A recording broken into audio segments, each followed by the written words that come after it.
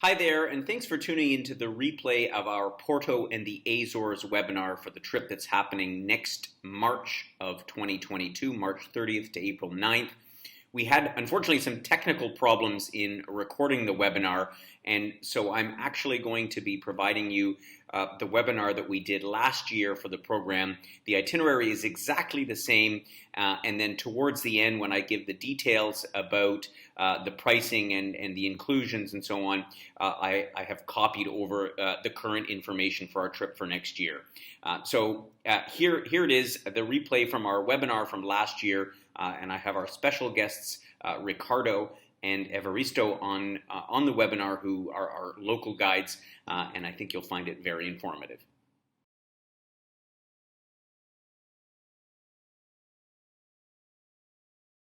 Thank you, everyone, for joining us this morning on our webinar, Azores and Porto. And so I want to get started right away.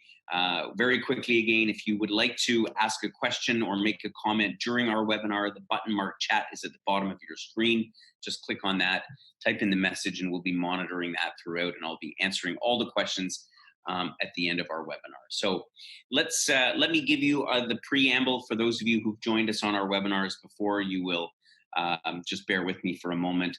Wheel and Anchor, we are about bringing travelers together. This is a new slide we've stuck in with some of our friends that have traveled on different trips with us.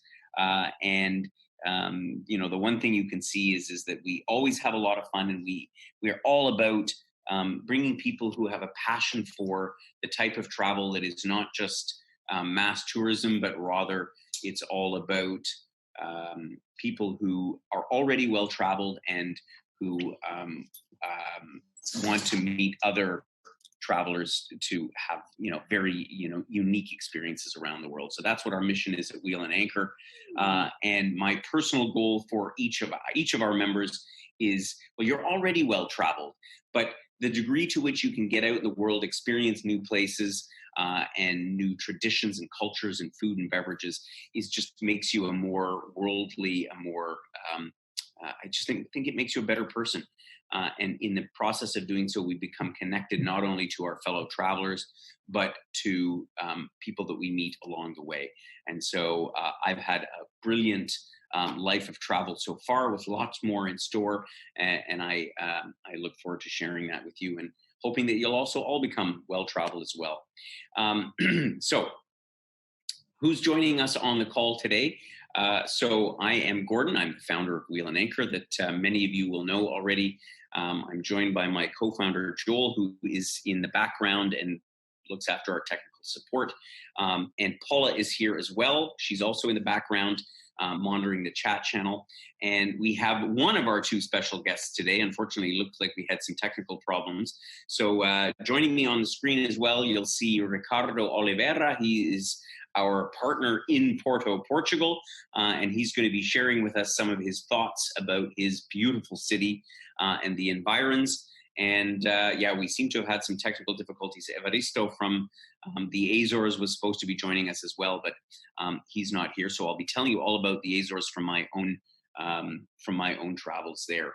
Our plan now is taking you are folks that are interested in Portugal, in particular the Azores and Porto, and I get to be your guide, literally in this case as well, because I am going to be hosting this trip personally and bringing you all to visit these two magical places, which I love. I was saying to Ricardo earlier, I could move to Porto. This is my kind of town. And we're going to be taking a look at both of these destinations, where we're going to be traveling in November of 2020 to the Azores only, and the combo program Azores and Porto will happen in April of 2021. Just a little bit of a note about the Azores in particular, because I know that many of our members actually don't even know exactly where they are.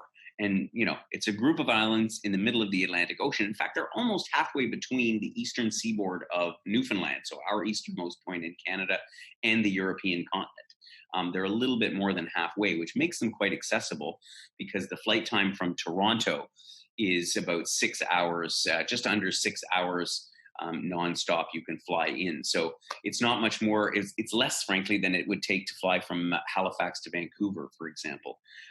So we can get there in a hop, skip, and a jump. And then Porto is just a couple hours further. And these islands of the Azores, which are volcanic islands, much like the Canary Islands and Madeira and so on, and all these islands in the Atlantic, they are brilliant. This is a photographer's dream.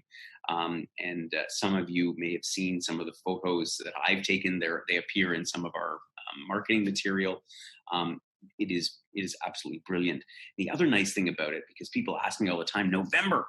Well, I went to the Azores last November, and I swear to God, it was 21 degrees. We had sunshine. I swam in the sea. It is an amazing climate there. So let's take a quick look at the map of our program, where we're going to be going. The first part, of course, is the Azores. So that this is the program that we're going to be doing in November, which will be just the Azores, as well as the first part of the program in April. We fly into Ponta Delgada, which is the capital of the archipelago of the Azores that you see here on the island of São Miguel. And we're going to be spending most of the time in a town called Furnas, that's on the right-hand side of the map. It is in a volcanic crater, and it's known for its hot springs. I'll get into that in more detail, but we're going to see most of the island of São Miguel. As I say, that'll be in our November program. And then in April, Ricardo's going to help me tell you a little bit about Porto, this city in the northern part of Portugal. So let's not take any more time, but jump right into our day-by-day itinerary. And as I say, I regret that Evaristo is not able to join us today. So I'll be giving you a little bit of a highlights of what we can expect to see. We fly out of Toronto, as I mentioned, which is the easiest gateway, frankly, because they have nonstop flights from Toronto to the Azores. In November, they go 3 or 4 times a week. In the summertime, they actually go daily. And we go non-stop to arrive in São Miguel in the airport of Ponta Delgada early in the morning, where we'll be picked up and brought to our hotel. And on the way, one of the things that we will hopefully go up and see is this Lagoa de Fogo, which is one of the 2 most notable crater lakes that you see in the Azores. And I've actually had opportunity to go down and hike down the side of this crater and go almost all the way around the lake. And it is just spectacular. What you don't see in the pictures of all of the Azores is that you have this incredible scenery inside the island, but you are then circled, of course, by the waters of the Atlantic Ocean, which are cobalt blue. It's truly magnificent. And so we'll arrive in early in the morning. We're going to stop for breakfast in the city of Ponta Delgada. It's not really a city, it's more like a town. And we will continue over to Furnas, and then just wondering if we're having some technical difficulties. Joel, you'll let me know if there's any technical difficulties. Okay, so it's all back on. The one thing you have to know about the Azores is that being an island, being a group of islands in the Atlantic, is the weather can be very changeable. So I had a great deal of luck when I was there last November, but it could be anything at any time. And one of the common phrases that they have is that if you don't like the weather in the Azores, wait 15 minutes. Or drive to the other side of the island, which takes also about 15 minutes. And so we have a particular itinerary they're going to follow, but in conjunction with our partners over there, Evaristo, we are going to be adapting it according to what the weather is actually like. This particular spot here, this Lagoa de Fogo, is near the top of a high volcano, which is often shrouded in clouds because of how high it is. So if the weather is not looking great, we're not going to drive up this day. But if the weather is, we're going to get up and see this magnificent view of the crater. Okay, I see Evaristo has joined us now. And anyway, I'm going to let Paula and Joel try to solve the technical details on that. I'll continue on. We're spending 4 nights in Furnas, which is at the bottom of this crater, and at this very special hotel called Terra Nostra, which the hotel is quite lovely in and of itself, but what makes it particularly interesting is that it's set within a botanical garden, and it has its own um, thermal water lake. Let's just call it a large pond or a small lake, and it's within the property of the hotel, with all these botanical gardens around it. It is absolutely magical. They've won all kinds of awards for this facility, as well as for their spas, which I will tell you about in a little bit. And this will be our base for 4 nights, so we can really stop and enjoy. And the program is designed for both people who are more active, as well as for those who just want to relax and enjoy the spas that they have here at Terra Nostra. So as I say, we'll be in for we'll be in there for 4 nights. So okay, so apparently Evaristo, how are you? Okay, I can't hear his. I got him. Ah, there he is. Okay. We are together. I'm grabbing these up. I will be just Welcome. next to him. Thank you for joining our webinar this morning. I'm sure all of our members will be thrilled to hear from you. We were just starting to talk about the Azores, and I was just explaining our first day that we arrive in Furnas, where we're going to be staying at the Terra Nostra Garden Hotel, and so people will undoubtedly be a bit tired from the journey, but we're gonna either on our first day either allow you to enjoy the facilities of the hotel and the thermal lake, and just wander around the town. It is truly beautiful scenery because you can see the sides of the crater almost all the way around, and you wouldn't even know that you're in a crater because it's such steep sides of these beautiful mountains. Before we go on though, so the next day we're going to spend the next 3 nights, of 4 nights in total in Furnas.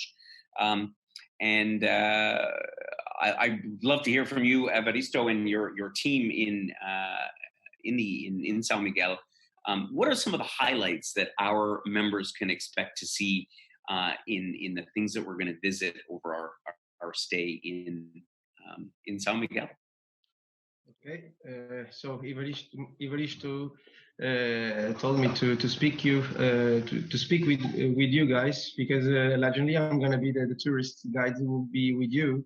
Oh, so, fantastic! So you can expect, besides the fantastic views and viewpoints that we have, the beautiful landscapes, you can expect always a history, a legend about something that happened. About the lakes, about the first settlers. For example, in our way to the first day, we will do it for the south coast, and we will stop in a viewpoint called Pisão. So allegedly, that village, a pig dig a mountain. So that's a funny story to tell about and to speak. It's also a very interesting viewpoint about Calera, which is a fishing. We have a little fishing harbor down there, but it's also one of the best places in the island to live, about the weather, about the beautiful landscape of basalt that exists in that part of the island. And it's the most expensive place in the island as well to own a summer house. So the pig story is really, really funny. So if you don't believe it, you can wait to hear it. Yes. And of course, all the south coast is absolutely amazing, with the beaches around that we can see. It's Vila Franca do Campo was the first capital of the island until the earthquake in the 16th century. So there's also some stories that we will speak about, and of course the local pastry that you can taste, queijadas de Vila Franca, and we will stop there. It's a little, it's sort of a cheesecake. So in the way that we are going to Furnas, like I said, we're going by the south coast, so you can expect already a little bit of that. And then we will speak about our local traditions as well that we have here in the island, several of them. Like I said, several stories about Furnas, for example, has one also very, very interesting about the first settlers that went there. But that one I will save it to tell you personally. Yes. Otherwise, okay, I will tell everything, and when you guys come, I don't have anything to say. So okay, great. Okay. And the other, of course, Setsi Dutch. Sorry, Gordon. Yeah, yeah. No, so what I want to just do is get a sense from you of the some of the highlights of things that our members are going to see. We have all the details in our brochure that's going to be sent out to our members. But I know a couple of the things that are of particular interest are this dish that you have there called, and I'm going to pronounce it incorrectly, probably cozido or Yeah, yeah. cozido. Yeah, yeah. And, The cozido is a traditional meal that we do here in the island. We dig there is a hole in the fumarole field of Furnas. So we put a pot of iron with several types of meats. There is beef, pig, pork, chicken, several vegetables, and then we still include some local sausage, like we call chorizo and mussala. And then that goes to cook under the ground only with the heat inside of those holes, usually between 90 degrees Celsius, and it stays there for cooking between 6 to 7 hours. We can see them digging that hole again, taking out the pot, and it's served on the local restaurant, and it's a treat here in the island. Also, many families from the island goes there in the weekends to do it themselves. So really, traditionally, I still remember with my family, we used to do that really early. We go there like 6 a.m. We put on the hole, and then at 1 o'clock we will do a meal just in front of the lake. The lake is surrounded by not surrounded, but has a small part of the lake who has a park with several tables. So it's a picnic park, and you can do that with family. But we will do it at a restaurant. We will see them taking out the pot from the hole, and then we will have our meal in a restaurant, because all restaurants here, they do it like that. Yeah, perfect. And so one of the other things that I know that we're going to see is we're going to visit this village of Nordeste. And again, my pronunciation is probably going to be correctly. Nordeste. Yeah. Okay. Great.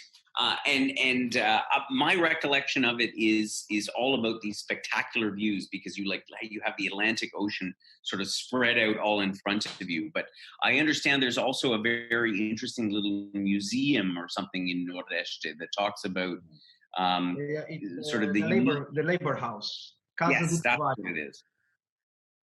Yeah. And so we'll have a chance to visit that one as well, I guess, when we're in Nordeste as we pass through.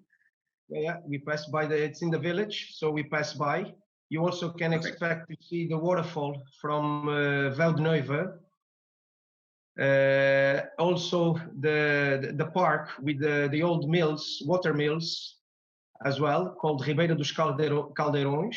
And like you said, and well, the fantastic viewpoints that Nordeste has to offer. Yeah. Nordeste is also a place where you can see the first sunlight of the day.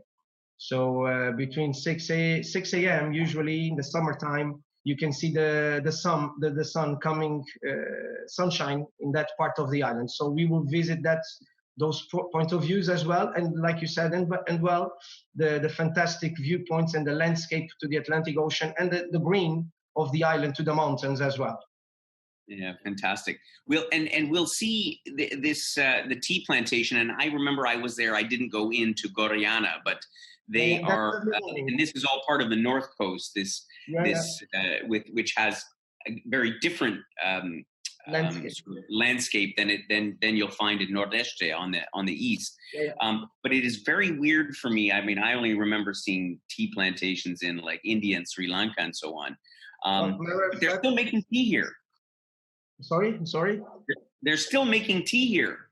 Yeah. In Europe, there are the only tea plantation that exists, which is a kind of funny because we are islands. But of course, we belong to Portugal, which is a European country. But the only tea plantation that exists in all Europe, it's the Goriana tea plantations, which are the only ones, as well the tea plantations of Porto Formoso. But this one is the one that exports worldwide, including Canada. You can buy that for sure in Mississauga, which the Portuguese community over there, you can buy in a Portuguese store for sure. All right. Well, I'll make sure to tell our members in Mississauga to look out for, or better yet, just come to the Azores and buy it directly at the factory. You just have to see a Portuguese store all over Toronto for sure. Mississauga it's a place that I know, so I'm already telling for sure you will see an Azorian guy over there. Yeah, Yeah, exactly. like I said, We they know a are few. the And then implementation of Europe. when after we leave Fornaches, we will head back for our last night, which will be staying in Ponta Delgada. But we're going to visit the west coast, which of course the highlight being Sete Cidades, the Twin Lakes.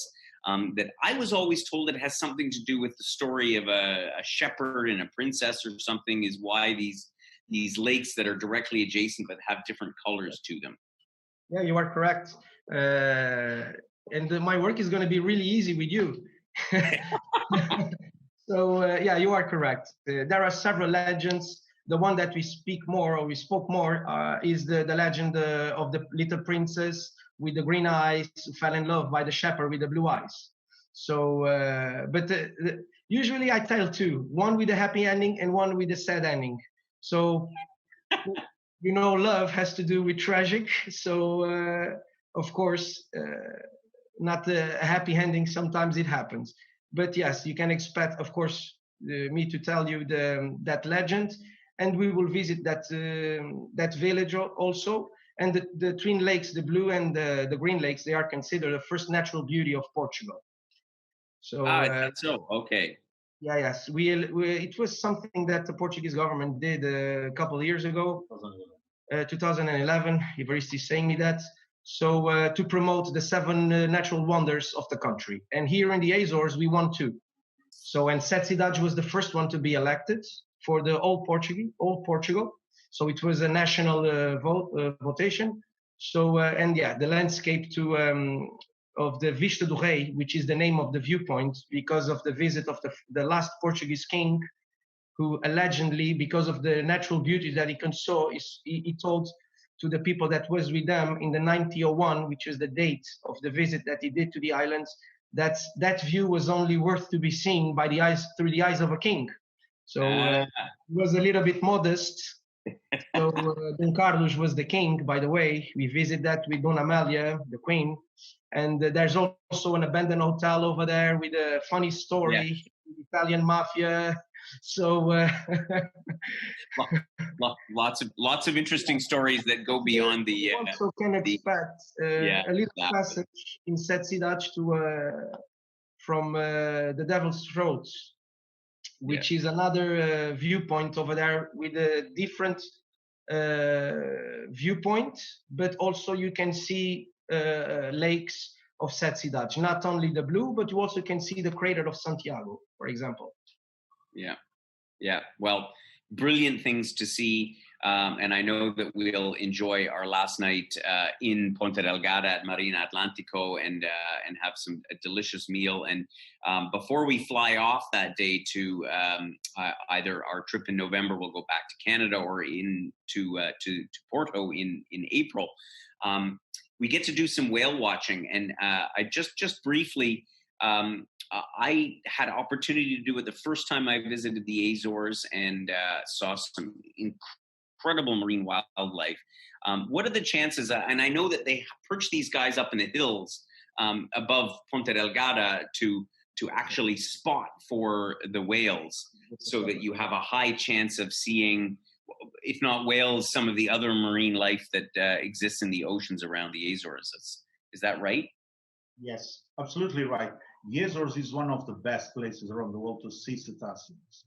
And around our islands, you are able to see around 27 different species of cetaceans.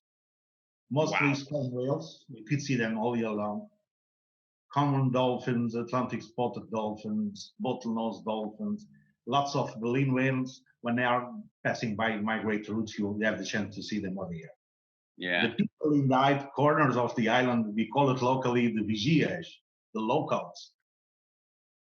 And they are the ones in charge to scan the ocean, and then by binocles they will scan, and they will find the animals, and then by radio they will lead the boats to the dolphins or to the whales, wherever they can see them. I remember that being one of the most fascinating parts of the story about being there is knowing that these guys are perched up with their binoculars, pinpointing so that you are almost guaranteed to see some marine life. Well, we're gonna have a fantastic time in the Azores. I know every trip that I've been, I've enjoyed it thoroughly. I can't wait to show our members. We were hoping to be there in March, but unfortunately, due to the pandemic situation, we had to put our trip off until November. But we have a lot of people interested in it. It is an amazing destination. Thank you both for joining us for that portion to give us a little direct from the Azores report on what we can expect to see. And I'm looking forward to meeting up with you both when we come in November. So thank you very much for your time, and we're going to continue on to Porto and let Ricardo share with us some of his thoughts on that town. So as I said, our last day in Ponta Delgada, we will be enjoying a wonderful whale watching and marine life boat trip. And in the afternoon, early evening, we will fly out in November, of course, where our trip's going to take us back to Canada. But in April, we're going to be going to Porto and spending 5 nights in this truly wonderful city. And we've got Ricardo here joining us from Porto to tell us a little bit about it. We're going to be staying at a lovely boutique hotel right in the center of town, close to the Praça de la Libertad. Is that what you called it? The Liberty Square or Independence Square? Is that what it's called? Hello, Evaristo. Nice to meet you. Yeah, it's very, very close. It's not in the same street. It's like a parallel street. But when you mentioned that you have shoes in that hotel, I realized straight away that wow, it's very well located. As probably everybody knows, Porto, it's in the north of the country. So the country has few main cities. So Lisbon has the capital. Porto is considered the capital of the north. Okay. And it's a city. I used to say that Porto, it's a combination of history. It's a combination with art, with wine, and with the Portuguese gastronomy. And besides being a very busy city, everyone that visits Porto has a sense of place of a vibrant city where locals are very unique. You know, we have a different accent from the rest of the country. We have different phrases for everything. So people used to associate the people in the north a little bit different, but I like that different. Okay, we are in our unique way.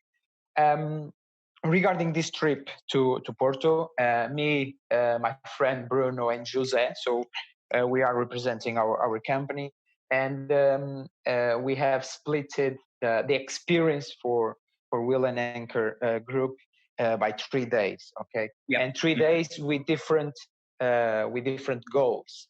The first day, so it will be in the 17th April. So the first contact with our guests will be a walking tour through the city, especially in the historical part of the city, which is considered a World Heritage Site by UNESCO. There is a big reason why is that. It's because of unique art and the buildings with the old looking, very well preserved, with a fantastic and different looking from the rest of the cities in Portugal.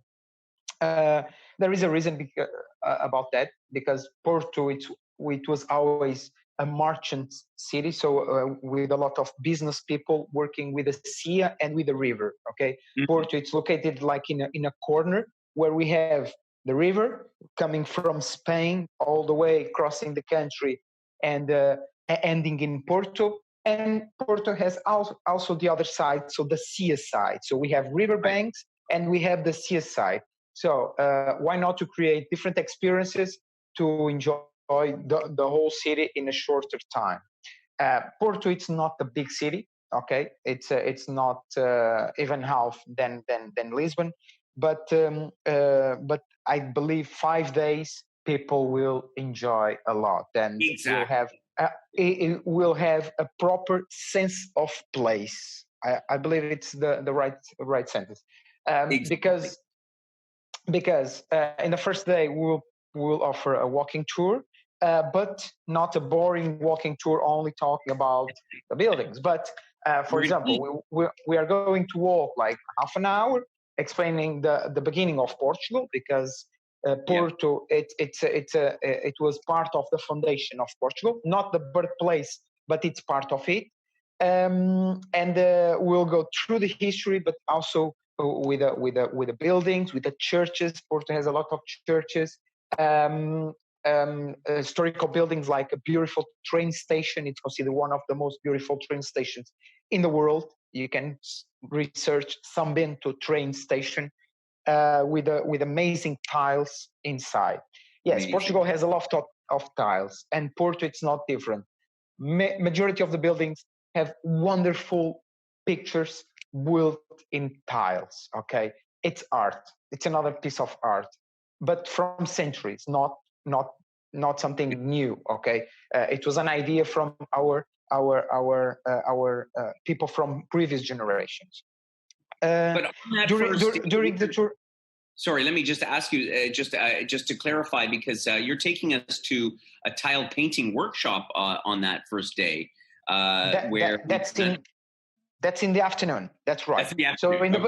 in the beginning, we want to show to talk about the history and show the city with a gastronomy a travel trip as Mm, well. So we are going to start with some local appetizers like risol, bolinho de bacalhau. So it's translating it's codfish croquettes. Pairing with some green wine, it's considered vino verde. It's a very unique wine in the world, produced only in the north. So we'll do a very pairing game with a local gastronomy and Portuguese gastronomy. Okay, will not be only Porto, but what the locals eat more. Okay, pairing with the Portuguese wines. As you know, and you guys already mentioned Portugal. It's a wine country, so we have a lot to show. Okay, so we have wines from the north until the south, and we want to show some samples about everything, and to talk also a little bit about the wine, not something yeah, very technical, because we could go because I'm focused in that area as well. But anyway, the best is to show the highlights of about the country and what the locals eat and drink. And after that, 3 or 4 hours walking, tour, eating and drinking, people will not be hungry for sure, and we'll go to have a session of a workshop to paint for tiles painting. Okay, we'll be with our friends, yeah. with Alba and Marisa, so our business partners. So we really love their workshops, and I truly believe they provide one of the best tiles painting shops in Porto. And they will go a little bit deeper in terms of history about the tiles, how they come to Portugal, blah blah blah blah, and the guests will have the opportunity to create their own tiles. Okay, so they will create 2 tiles per person. Okay, which in the following day, I personally will deliver the tiles in the hotel to let them pack back home and to have a memory from Fantastic. Porto. We leave Okay, some room for the tiles. Um, yeah. I think that's going to be an amazing introduction to Porto. We've left a whole day free for the second day, and this is one of those cities, from my own experience, where and I'm a big believer. Those who traveled with me before is allow free time, because you just need to wander the streets, and see all this amazing medieval architecture. It is very up and down because of the steep hillsides and so on. Um, and there's lots of little gems that are not necessarily in the program. We were talking before we started the webinar about Livraria Lello. This is the famous library that is with this very weird sort of a spiral a staircase, and in fact, it was known, or it was reputed to be the inspiration for the Harry Potter movies. But we were just sort of quipping that J.K. Rowling never actually went there before. So. But nevertheless, it is one of these unique buildings that we'll see, and there's a whole day there to do that. But carrying on to the next day, obviously Porto is about port. And when you stand on the banks of the one side of the river and you look over to the other, you see all of the labels, and those of us, that know a little bit about our port, we can recognize some of these names of Taylor Fladgate and Sandemans and so on and so forth. Can you give us a very brief insight into port wine and the experience that we're going to have in gaining some understanding about port in Porto? Sure. So even in the first day, we'll pass in front of in the riverbanks, and the people will have the opportunity to watch properly to that landscape. Let's gonna call it the landscape, because it's in the other side of the riverbank, full of wine cellars, and and it's part of the history as well. And we are going to introduce why they are there and why they have that looking. And so Porto, it's a city of wine. Okay, it's a city that gave the name to a proper wine, a wine that it's not produced in Porto. So it's interesting why a wine has a name that it's not even produced there. So we'll visit the wine cellars. The wine cellars have giant wine vats. Okay, and during the wine cellars experience, the guests will understand what is port wine, why the port wine is made in that way, okay, in a specific way of making, and how they are so different. So there are a lot of categories of port wine, and with their eyes they will understand why a wine it's more tawny, like more gold, and the other wine it's more ruby, like a red color. And it's only possible when you have the barrels in front of you, okay? Because in the wine cellars, we'll talk again about the wine history in Portugal, especially associated to the town. They will have a sense of being in a big wine cellar, not a small house or whatever. No, it's a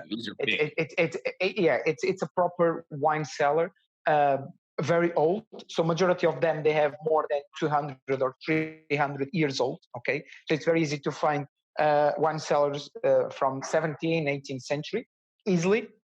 Actually, majority of them they are older than 200 years old. And the guests will have the sense of walking the wine cellar, feeling the smell of the wine, the aging, feeling why the wine gets certainly characteristics, especially because humidity.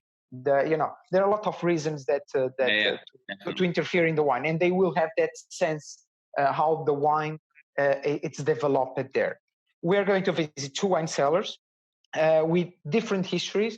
One is 100% Portuguese wine cellar, and the other one it's a foreigner. It's a British. Okay, why? Because England was always a Portugal partner during it was always an ally. Okay, since the 16th century because of the French, blah blah blah blah, and England was always a Portuguese friend, and they invested always in Portugal, especially in Porto. And why majority of the wine cellars are not Portuguese, but they are British, or they are French, or nowadays they have different owners. But the base, it was always the British, and the people, our guests will understand and associate properly why they have English names, why they have the signs in the top, why they are located almost in the end of the river, so before the sea.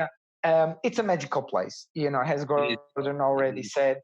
It's you even if you don't like wine, will pop up a question like why these guys are here. Why? Yeah, exactly. It's my experience is that even for those who are not port wine aficionados, it's really a fascinating insight into into this that Yeah, defines really what yeah, Porto is all about. And on the topic of wine, we'll have one other full day trip outside the city to the Douro Valley. We'll head up to Pinhao, I guess, which is already almost halfway across the country towards the Spanish border. And this is, Porto is as beautiful as Porto is as a city. The countryside surrounding it has its own beauty because of all of these terraced vineyards that you've undoubtedly seen in pictures before. And we're going to get to taste more wine. Tell us just a little bit about this day and what we can expect to see in the Douro Valley, Ricardo. exactly. So people will visit the cellars, right? And they will have the idea and the history. Oh, the wine comes from Douro. Okay. And in the third day, in the last day, they will have the opportunity to go to Douro. What is Douro? Douro Valley, it's a wine region in the northeast of Portugal, like in the halfway to Spain. It's a region very unique in the world. So you don't find a wine region like Douro. Why? Because the vineyards are planted in terraces, in very steep mountains. And imagine the mountains along the river, terraced like stairs with beautiful vineyards. So create very scenic, very it's wonderful landscapes. It's impossible to not be amazed with such a beauty, a natural beauty. Actually, it was hand built by man centuries ago, which still preserved very well nowadays. And in that trip, we'll drive around 1 hour and a half until we get the heart of Douro Valley. Okay, and it's a very small village. Not a touristic village. Okay, it's a very small town where is produced the best wines in Douro. Okay, from Douro. We'll visit a winery, a very old winery, which will be guided by a proper wine expert, like a wine educator. Okay, they will not learn not only about port, because guests will be a little bit fed up of the port in the previous day. So sorry for the term. And we'll open the knowledge a little bit more, not only port, but wine, okay, Douro wine. Because Douro, it's not only port, it's, it is produce a lot of different wine. And we'll visit that winery that will be guided by a proper wine educator. After that, we'll walk a little bit, like 5 minutes walking until the riverbank to get the boat, okay? We'll have a boat trip in the heart of Douro Valley. So we'll sail up the river, okay, until Tua, in the direction of Tua and coming back. It will be in a very traditional boat, in a cargo boat. Probably, Gordon, you remember to see the cargo boats in Porto. So they are the traditional ones. So it will be a private boat only for our guests, okay, with some appetizers, some wine. It will be a very relaxing moment. After that, we'll drive to another winery, okay, where we will have the opportunity to have lunch with a family, okay, with the owners of the winery. Will host us privately only for our guests to have a traditional meal. Usually it's meat. So in inland, where people used to eat more meat, don't used to eat fish in Portugal, because it's a little bit difficult to have fresh fish. And when we don't have fresh fish, we don't eat fish, basically. Beside of cod, okay. Yeah. So it will be a very traditional meal with a family, with a wine pairing, okay, with several dishes. Usually it's 5 orders, okay. So it's very interesting with a lot of wine.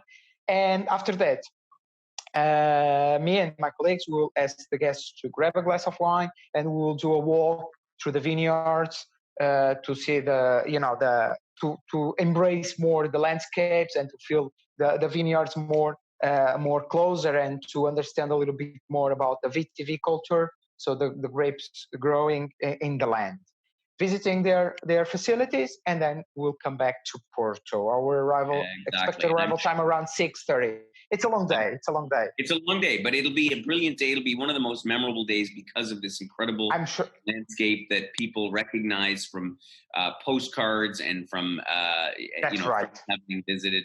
And again, that's the good news. You gave away the surprise that we're actually going to be cruising on the Douro River. A lot of people go on the river cruise boats. That's all fine, but we can see really a lot of the heart of this countryside on this wonderful trip that Ricardo and his colleagues planned for us.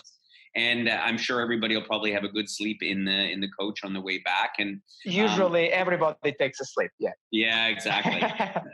That's my experience as well. And we have a fado evening in store as well. Fado is the traditional Portuguese sort of it's like a dinner theater, if I can put it in those kind of terms. That's in the second day. After the in that afternoon, we'll take also a boat trip in Porto, crossing the 6 bridges of Porto. Very soon will be 7 bridges because they are already thinking to build another bridge. So anyway, there you go. So not only do you get one, you get 2 Douro River cruises for the price of.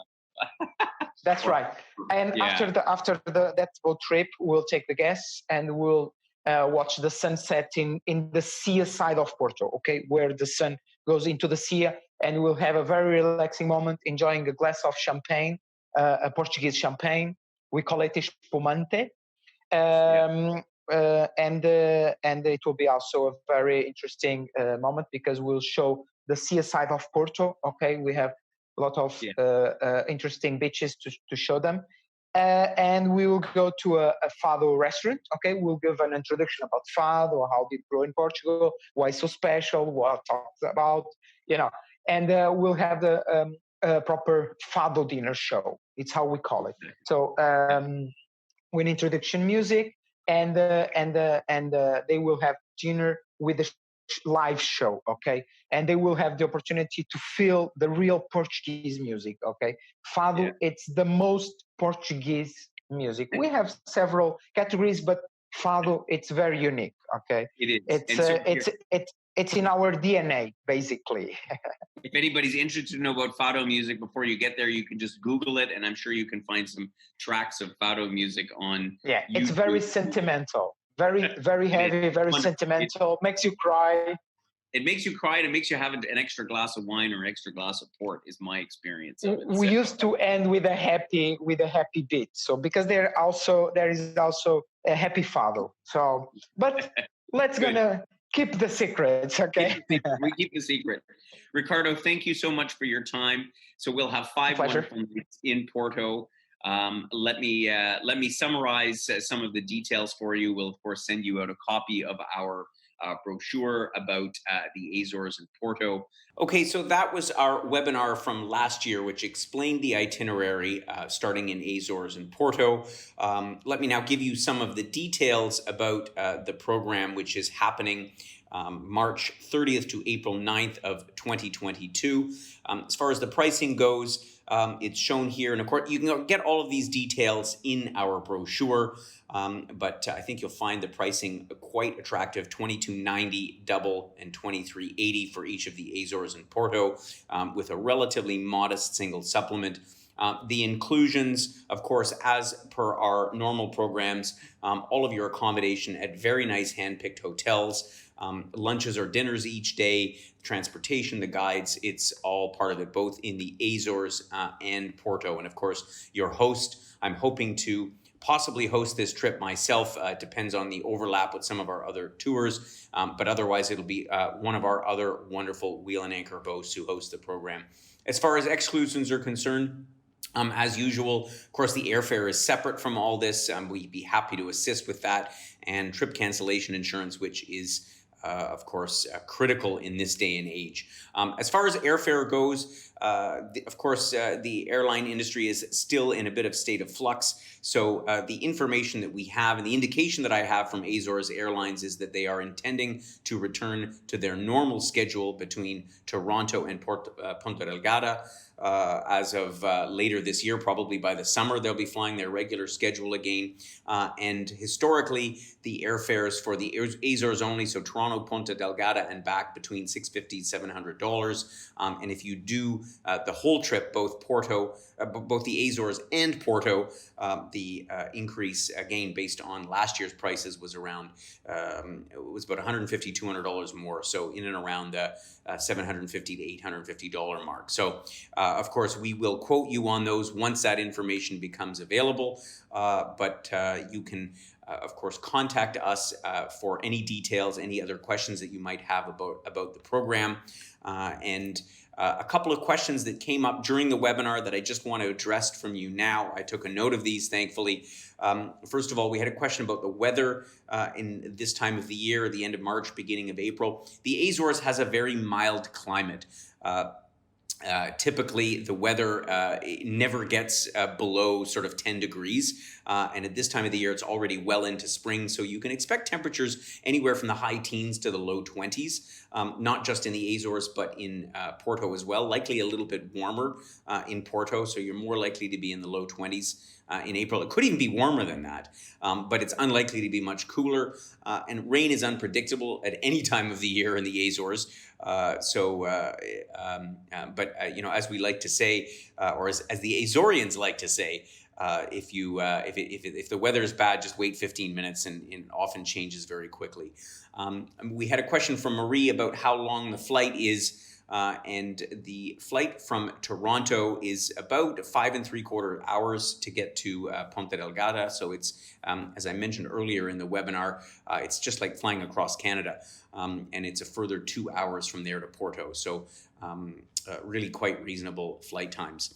And another question we had from one of our members on the webinar, from Betty, was about the possibility of going on longer hikes. And the way we've designed the program is so that there is free time to enable you to do that. It's one full day when you can either by coordinating with one of our local guides or frankly just on your own, you can hike right out of the hotel into the whole Furnas Valley, or you can go to one of the other incredible viewpoints. And Ponta Delgada and I should say São Miguel, being not that big of an island, means that there's lots of places that are quite accessible. So yes, Betty, you can definitely go on some longer hikes.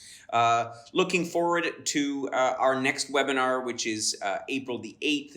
We're going to be talking about Gardens of England and France, the highlight being the Chelsea Garden Show. We'll be talking about that webinar next week, so please do look out for that. And finally, once again, our contact information. I'm sure you'll have it by now, but we'd love to hear from you. We'd like to get your feedback and any questions that you might have. Thank you again for your indulgence with our somewhat technically challenged webinar on Porto and the Azores, but I hope you found it all interesting, and I look forward to catching up with you on the next one.